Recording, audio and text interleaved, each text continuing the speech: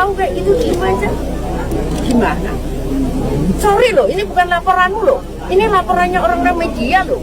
Menteri Sosial pun tidak akan berani, tidak berhak mengalihkan uang donasi Agus ke korban NTT di Lewatobi. Janji-janji manis terus. Sangkinkan manisnya sampai sekarang tinggal pahitnya doang. Podcast itu adalah penyebab Alvin meninggal. Selama ini dia baik-baik saja. Mungkin karena emosi dan tinggi, sehingga menurut saya siapapun yang membuat podcast itu harus bertanggung jawab dengan berpulangnya Alvin.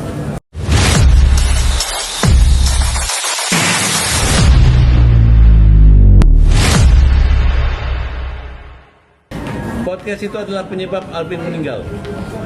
Selama ini dia baik-baik saja. Mungkin karena emosi dan tinggi, sehingga menurut saya siapapun yang membuat podcast itu harus bertanggung jawab dengan berpulangnya Alvin. Dan mereka dengan cara-cara seperti itulah sehingga Alvin merasa marah dan mungkin akibatnya bisa meninggal mendadak pada tanggal 5 Januari.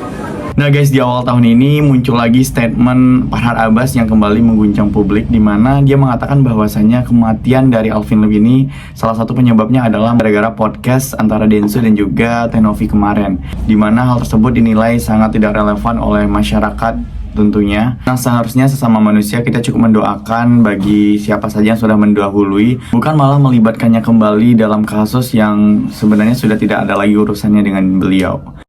Agus belum kalah. Dia masih melakukan perlawanan. Ada dua perlawanan yang dilakukan oleh Agus. Yang pertama, lewat mulutnya Farhad Abbas. Baru-baru ini Farhad Abbas melakukan konferensi pers, bahwasanya dari sepanjang dia konferensi pers itu hanya ada dua poinnya. Yang pertama, dia bilang bahkan Menteri Sosial pun tidak akan berani, tidak berhak mengalihkan uang donasi Agus ke korban NTT di Lewatobi. Termasuk Menteri Sosial tidak bisa memerintahkan uang itu untuk digunakan selain Agus. Kemudian yang kedua, Farhad mengatakan bahwasanya orang-orang yang menginisiasi mengalihkan uang donasi Agus ke NTT, bahkan donaturnya itu sendiri dianggap melanggar hukum, dianggap berkhianat, dan dia akan laporkan mereka semua itu. Nah, apa tinjauan hukumnya? Sebenarnya ada dasar hukumnya nggak nih mengalihkan duit donasi Agus ini ke NTT? Dasar hukumnya ada apa enggak? Apakah ada wewenang Menteri Sosial di sana? Kita akan bahas. Kemudian perlawanan Agus yang kedua, ini bahkan bukan hanya perlawanan, tapi dia sudah memenangkan. Yaitu apa? Agus CS berhasil merusak mental jutaan rakyat, ratusan juta rakyat Indonesia. Agus CS juga berhasil merusak psikologi jutaan rakyat Indonesia. Akan kita bahas. Oke, kita mulai dari yang pertama, perlawanan Agus, yaitu lewat mulutnya Farhad Abbas yang kemarin konferensi pers. Ternyata dia masih ingin melakukan perlawanan dan gak terima kalau duit donasi Agus ini dialihkan ke NTT. Dengan dasarnya dia itu tadi yang saya sebutkan di awal. Nah, sekarang kita akan membaca, mengetahui apakah ada dasar hukumnya, apakah boleh Menteri Sosial mengintervensi seperti itu. Begini, kamu kalau kemarin nonton podcastnya Denny Sumargo, itu coba jangan polos-polos amat, ya kan? Kamu kira keputusan itu dibuat ketika podcast? Gak mungkin, bos.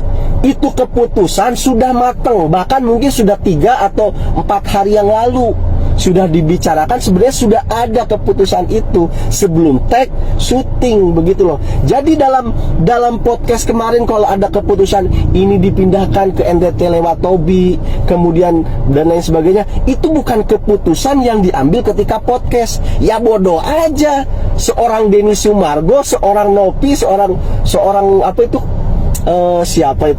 Gary mengambil keputusan yang begitu penting, ya kan, diputuskan ketika podcast hanya karena durasi 1 jam.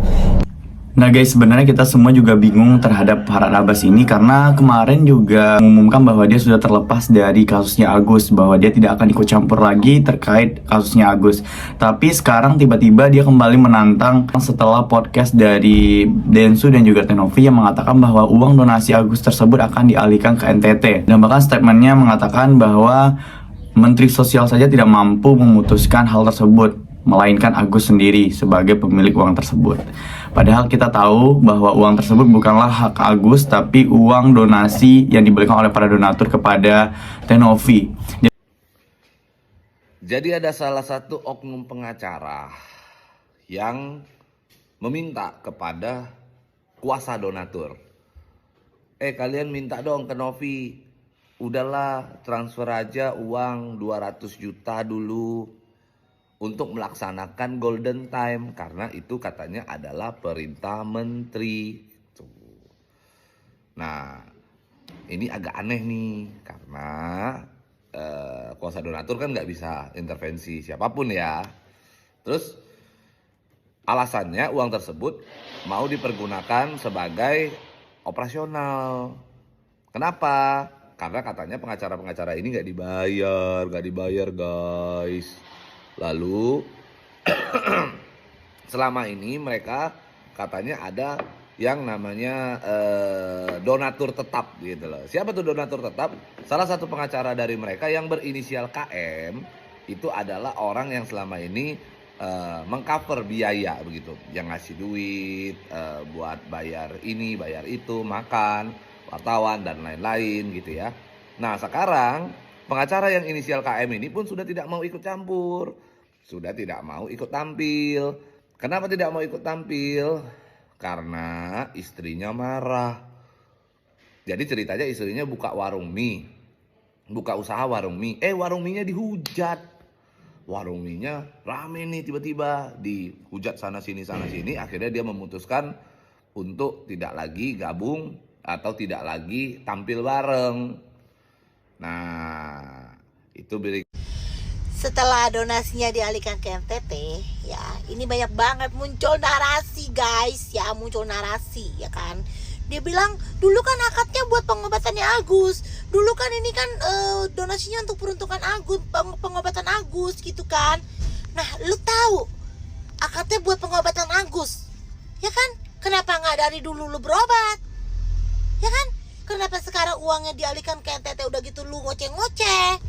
Lu berkoar-koar di mana-mana seolah-olah katanya ini nggak sesuai dengan peruntukannya. Kemana aja? Emang dari awal, ya kan?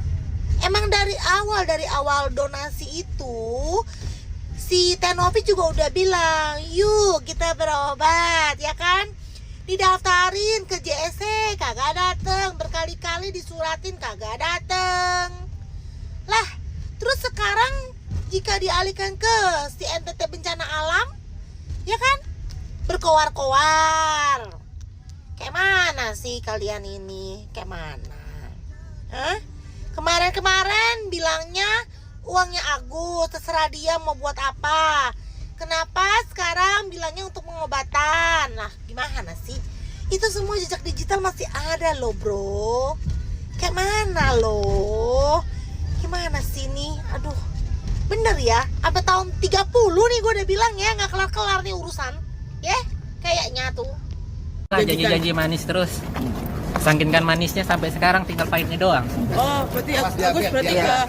Tapi untuk udah kecewa banget sama pihak sana atau gimana nih Gus? Ya kalau kecewa sih pasti dong. Tapi Kak Agus sendiri mungkin untuk menutupi sekarang ini nih, untuk menutupi biaya berobat mungkin seperti apa Kak Agus? Dia kan berharap dari orang lain supaya dana itu bisa dikelola sama mereka, gitu kan. Pinter-pinter sih mereka, pinter main dramanya, pinter ngelamang-lamain. Udahlah bilang, nggak usah banyak-banyak drama lagi lah, udah capek, lelah bilang. Untuk Agus dan kehidupan Agus sendiri mungkin seperti apa sih Gus gitu? Jalan ini Ya, kehidupannya seperti orang biasa aja, kayak orang normal aja lah. Kanan dikit sekarang Agus Iya, tinggal sama Wawa lagi lah, mungkin sendirian. Ya, Wawa punya kesibukan tersendiri dia. Dia kan masih Agus sekarang tinggal di mana? tinggal di apartemennya Bu Siti. Tapi untuk menutupi kehidupan sehari-hari mungkin kayak ini seperti apa, kayak membantu Mas Agus nih? Becek. Awas air Pelan-pelan. Gimana nih Kak, mungkin? Becek. Iya. Oh, hati-hati. Ya, doorstop gaya. Sedikit bentar. Legend di doorstop ya. Dari masyarakat tapi modalnya kuat banget. Ya mantepin aja Bu. Bentar Bang Agus, air Bang Agus, dalam Bang Agus 2 meter. Nah, tanya. Oke, tapi untuk sehari-hari apakah Mbak Emi bisa dibilang tuh yang menggantikan Mas Agus untuk bekerja atau seperti apa sih Mbak Emi?